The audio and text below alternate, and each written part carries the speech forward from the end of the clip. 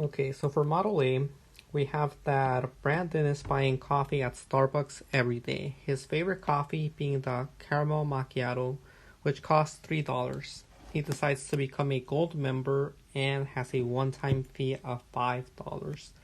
We're going to begin this problem by brainstorming and jotting down the stuff that we know.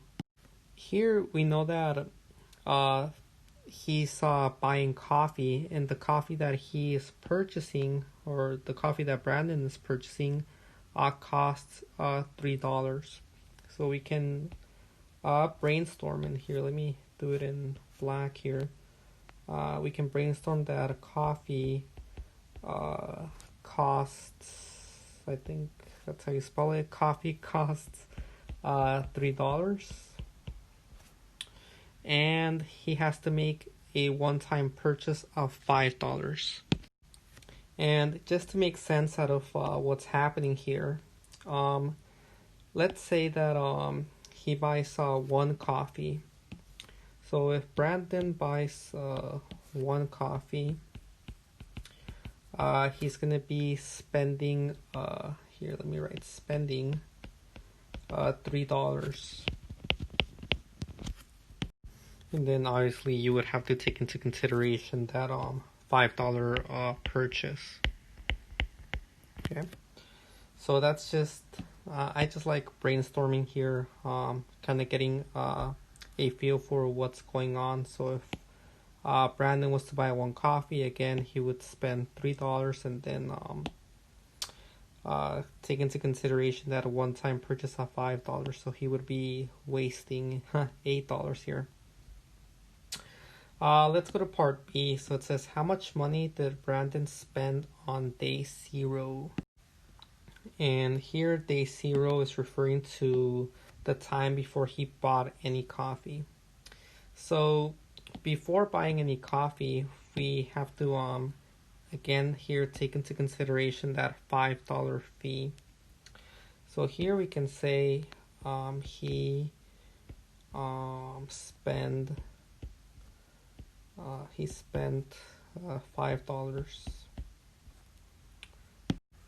And then after he got his gold membership, that's when he started purchasing those $3 coffees. For part C, it says, how much money did Brandon spend in a week? So 7 days.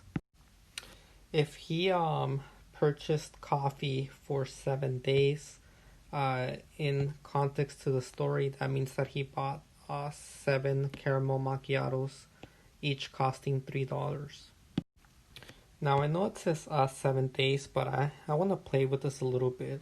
So here I'm gonna take into consideration if he bought one coffee. So if he bought one coffee, we know that he has one coffee, and that coffee cost $3.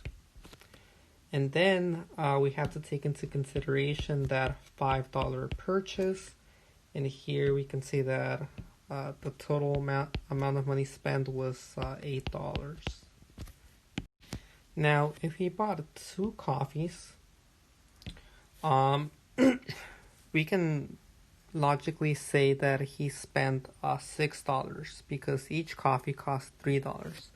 But instead of writing $6, I'm going to write it in a unique way. I'm going to write it as 2 multiplied by 3. The 2 represents the quantity of coffees that were purchased, and the 3 represents the cost of each coffee. Again, we have to keep in mind that we spent a $5 purchase, or we made a $5 purchase on that membership, so we have to take that into consideration by adding those $5. So in total, if we bought 2 coffees, we spent 2 times 3 plus 5, and here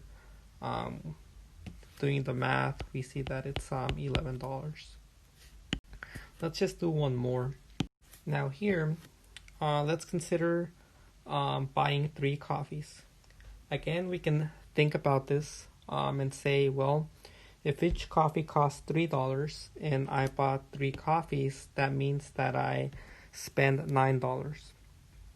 But instead of writing $9, I'm again going to write this in a unique way. I'm going to write it as 3 times $3,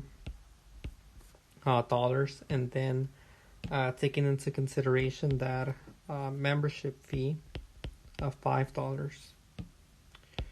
And if we do the math here, we see that we spend $14. Now, the reason I'm doing this is because I want to expose a pattern. Alright, so instead of writing $3, I'm writing it as 1 times 3. Instead of writing $6, I'm writing it as 2 times 3. And instead of writing as $9, I'm writing it as 3 times 3. The reason I'm doing this is because now I can easily calculate any number of coffees that you give me. In this scenario, we're trying to calculate a 7. However, this pattern can do much, much more. I can calculate 100, I can calculate 1,000, I can calculate 20. Here, the pattern is very, very powerful. But let's just test it out with this one. So here, for 7 days, this translates to buying 7 coffees. Notice that in each one of my statements that I wrote, everything, and here let's ignore this part, right here on the right, and notice that here, the only thing that changes is this value in the front, right here, which relates to the number of coffees. Everything else stays the same. So here, if I bought 1 coffee, I did 1 times 3 plus 5. If I bought 2 coffees, I did 2 times 3 plus 5. And if I bought 3 coffees, I did 3 times 3 plus 5. So if I buy 7 coffees, I'm going to follow the pattern. I'm going to do 7 times 3 plus 5. And now I can do this calculation. 7 times 3, that's 21. And here, let me put the units here. So this is plus $5. And now 21 plus 5, that's 26. So here, how much money did Brandon spend in 7 days? Well, he spent $26. For this part now, it says write the equation. And here, I'm going to follow this pattern. So here, I said that it didn't matter what amount of coffees you gave me, I would be able to calculate the total amount of money spent. So we did it for 1 coffee, we did it for 2, we did it for 3, we did it for 7. But here, I'm going to do it for a general value. So I'm going to do what if Brandon bought X amount of coffees? X coffees. It doesn't matter if it's a variable or a number. I'm going to follow the pattern, which means that I can do X times 3 and then plus 5. And here it's a convention in algebra to always put the coefficient in front of the variable. So here, this is going to be 3x plus 5. And that's going to equal the total. And the total, just for the fun of using the most popular variables, I'm going to represent it as y. So here the equation would be y equal to 3x plus 5. What does the equation mean in terms of the story? The story, well, it means that if you give me a number of coffees, I'll be able to tell you the amount of money spent.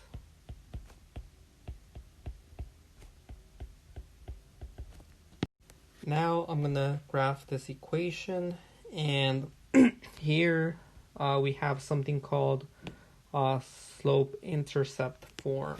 So slope-intercept form is a linear equation that follows this recipe y equals mx plus b, where b is your y-intercept and m is your slope. Again, b is your y-intercept and then m is your slope, or most famously known as the rise over run. And let's begin by plotting the y-intercept. So here I'm going to take a look at this y-axis and I'm going to look for 5. So 5 is going to be here between 4 and 6. I'm going to emphasize the y-intercept by making a blue point. And now I'm going to take a look at my slope, which is my rise over run. Here we can see that, well, let me write it right here on the left. So b is going to equal 5. That's the slope intercept. And then m is going to equal 3. M is always the coefficient of x, or the number in next to x. Here we don't necessarily see a run.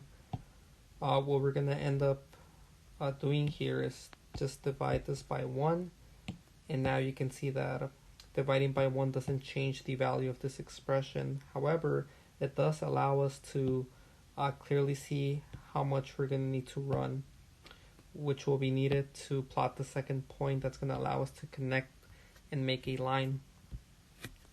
We're going to begin with the rise, so we got to rise 3 units up, and then 5 plus 3, that's going to land us here on 8.